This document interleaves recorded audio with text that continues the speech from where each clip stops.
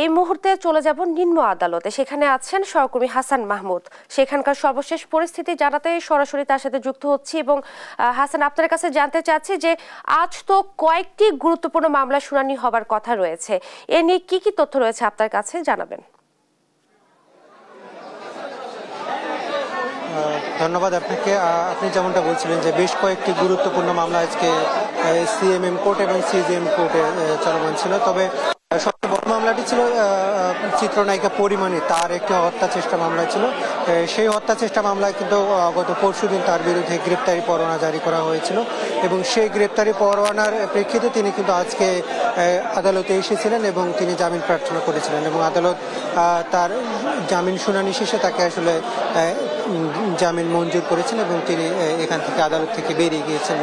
এর বাইরে আসলে সিএমএম কোর্টে 12 জন আসামিকে তোলা হয়েছিল, যারা জুলাই গণ অভ্যুত্থানের বিভিন্ন মামলায় তাদেরকে দেখানো আদালতে আজকে গ্রেপ্তার দেখানো হয়েছে। এর মধ্যে ছিলেন সালমান এফ রহমান, যিনি সাবেক প্রধানমন্ত্রী শেখ হাসিনার জ্বালানি ও বেসরকারি বিনিয়োগ বিষয়ক উপদেষ্টা ছিলেন।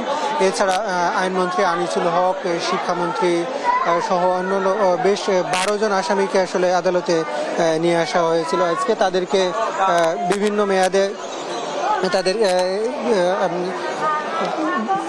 জেলে প্রেরণ করার আদেশ দিয়েছে। তবে সালমান এফ রহমান নামে, যিনি সাবেক প্রধানমন্ত্রী শেখ হাসিনার বিশেষ সহকারী এবং তিনি জ্বালানি বিষয়ক উপদেষ্টা ছিলেন, তাকে কিন্তু 3 দিনের রিমান্ড মঞ্জুর করা হয়েছে এবং এইসব মামলায় আমরা জানি যে চৌধুরী আব্দুল্লাহ মামুন, যিনি পুলিশের সাবেক আইজিপি, তার ব্যাপারেও কিন্তু হত্যা মামলা হয়েছে এবং সেটি মিরপুর মডেল থানার একটি মামলা হয়েছে। তাকেও কিন্তু আদালত কারাগারে প্রেরণের নির্দেশ দিয়েছে। অর্থাৎ এইসব যেসব আসামিদেরকে নিয়ে আসা হয়েছিল তারা কিন্তু তাকে কিন্তু নতুন নতুন মামলায় তাদেরকে আসলে গ্রেপ্তার দেখানো হচ্ছে এবং যেসব হত্যা এবং হত্যা চেষ্টার সঙ্গে জড়িত ছিলেন এই সব মামলায় কিন্তু তাদেরকে নতুন করে গ্রেপ্তার দেখানো হচ্ছে। এবং ধন্যবাদ আপনাকে। আজ কয়েকটি গুরুত্বপূর্ণ মামলার শুনানি হবার কথা রয়েছে এবং এই ব্যাপারে বিস্তারিত জানাচ্ছিলেন নিম্ন আদালত থেকে সহকর্মী হাসান মাহমুদ।